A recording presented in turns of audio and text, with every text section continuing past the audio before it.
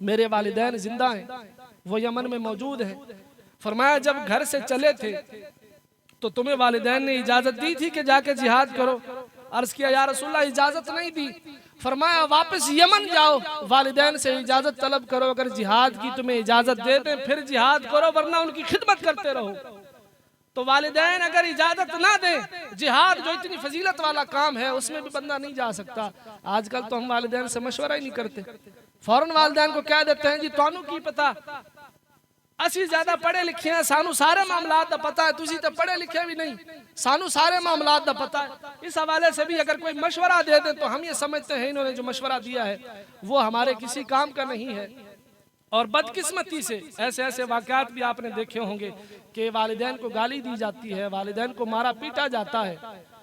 इस हवाले से हुजूर अलैहिस्सलाम ने इरशाद फरमाया कि एक दौर आएगा, मफहूम अर्ज कर रहा हूँ, जब लोग अपने वालिदैन को गाली देंगे। साहबा किराम ने अर्ज किया या रसूल अल्लाह सल्लल्लाहु अलैहि वसल्लम ये कैसे हो सकता है, कोई शख्स अपने वालिदैन को कैसे गाली देगा? आका अलैहिस्सलाम ने इरशाद फरमाया इस तरह होगा कि एक शख्स दूसरे को गाली देगा तो फिर वो एक शख्स दूसरे के वालिदैन को गाली देगा तो फिर वो इसके वालिदैन को गाली देगा। ये इस तरह है जैसे उसने अपने वालिदैन को गाली दे दी। क्या आजकल ऐसा नहीं होता? हमारे यहाँ गालियां नहीं दी जाती, थप्पड़ नहीं मारे जाते, बल्कि घरों से निकाल दिया जाता है। और आजकल पाकिस्तान में भी बहुत से मकामात पर ओल्ड हाउस बने हुए हैं कि जो बच्चे अपने वालिदैन से नाउज़ुबिल्लाह बहुत ज्यादा तंग आ जाएं, उन्हें ओल्ड हाउस भेज दो, वो उनकी देखभाल करेंगे, हम इससे बरी जिम्मा हो जाएंगे, हमने कुछ भी नहीं करना। यार वो वालिदैन, बंदा सोचे तो सही कि सारी जिंदगी जिन्होंने हमें खिलाया पिलाया, हमारी एक एक जरूरत को पूरा किया और इस हवाले से हमें तालीम दी, अच्छी तालीम दी, अच्छी तरबियत की, खाना पीना उसका इंतजाम किया, कपड़ों का इंतजाम किया, सब कुछ करने के बाद बच्चा अगर कॉलेज में चला जाए, यूनिवर्सिटी में चला जाए तो वही वालिदैन उसको चुभने लग जाते हैं। उन्हीं वालिदैन की वो खिदमत नहीं करता और उनको ओल्ड हाउस भेज देता है।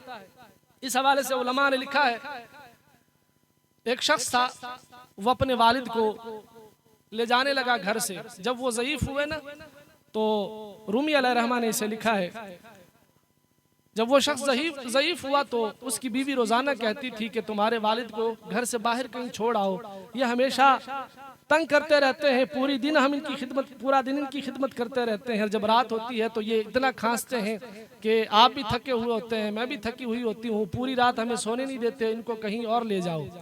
अब इब्तिदा में तो उसे बात बुरी लगी, उसने कहा कैसी बात कर रही हो, मेरे वालिद हैं, उनको किस तरह मैं बाहर छोड़ आऊं, हम उनकी खिदमत करेंगे। लेकिन जब बीवी बार बार ये कहने लगी ना तो उसने कहा कि ठीक है मैं अपने वालिद को जंगल में छोड़ आऊंगा। अब उस शख्स का एक बेटा भी था जो उस ज़ईफ शख्स का पोता था। उसने क्या किया, अपने वालिद से कहा कि अब्बा जी चलिए मैं आपको बाहर छोड़ आऊं किसी जंगल में। अब जब चलने लगा ना तो उसने एक कंबल उठाया वहां से और अपने बाप को लेकर जब दरवाजे से निकलने लगा तो वो छोटा सा बच्चा जो उसका बेटा है और ज़ईफ शख्स का पोता है, उसने कहा कि अब्बा जी मैं भी आपके साथ जाऊंगा दादाजी को छोड़ने। पहले तो उसने मना किया लेकिन वो नहीं माना, बिलाखिर जब उसने जिद की तो उसे भी साथ लेकर चले गए। जब जंगल पहुंचे ना वहां वो ज़ईफ शख्स को बिठाया और जो कंबल उठाया था वो उसके हवाले किया और वापस पलटे। बाप और छोटा सा बेटा जब थोड़ा सा आगे चले ना तो छोटे से बच्चे ने कहा कि अब्बा जी आप यहाँ रुके, मैं जरा दादाजी से एक बात कर लूं बड़ी जरूरी। तो उसने कहा कि ठीक है दादाजी से बात कर लो, क्या करनी है। जब वो करीब गया तो कहा कि दादाजी ये जो कंबल आपको दिया है ना मेरे वालिद ने, इसके 2 हिस्से करें। कहा कि क्यों? बेटे ने कहा, बच्चे ने कहा कि आप इसके 2 हिस्से तो करें। अब उसके 2 हिस्से किए उस कंबल के। कहा कि एक हिस्सा मुझे दे दें, दूसरा अपने पास रख लें। इसी तरह किया, एक हिस्सा अपने पास रखा, दूसरा अपने पोते को दे दिया। ये पोता अब चलकर जब अपने बाप के पास आया ना तो बाप ने पूछा कि बेटा इस कंबल का क्या करना है, अपने दादा से ये कंबल का टुकड़ा क्यों लिया है। अब सुनिए ये सारी हिकायत जो रूमी अलैहिर्रहमा ने लिखी है उसका जो मकसद है। जब बाप ने पूछा कि बेटा इसका क्या करना है, कहा कि अब्बा जी जब आप बूढ़े हो जाएंगे और मैं आपको जंगल में छोड़ने आऊंगा तो ये कंबल आपको दे के जाऊंगा।